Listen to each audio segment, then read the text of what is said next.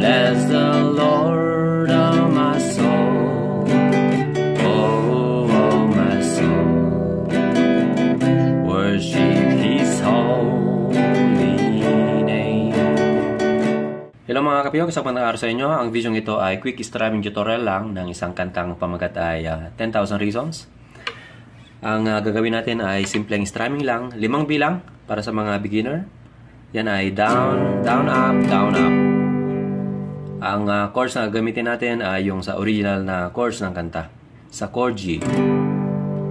Kaya kung gawin natin yung strumming ng chords, halimbawa sa G, down, down, up, down, up.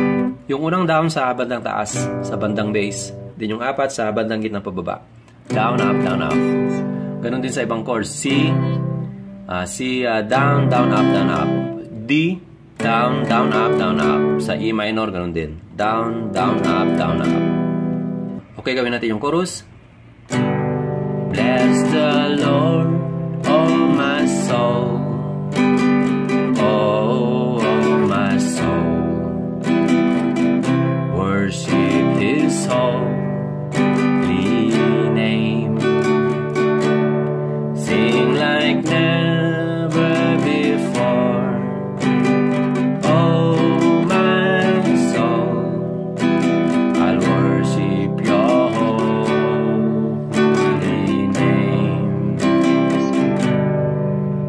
So yung pattern ay paulit-ulit lang, maliban doon sa part na sing like never before. Oh, my soul. Dito. Oh, my soul. Yung C, down, down, up. D, down, down, up. Then E minor. Sing like never before. Oh, my soul.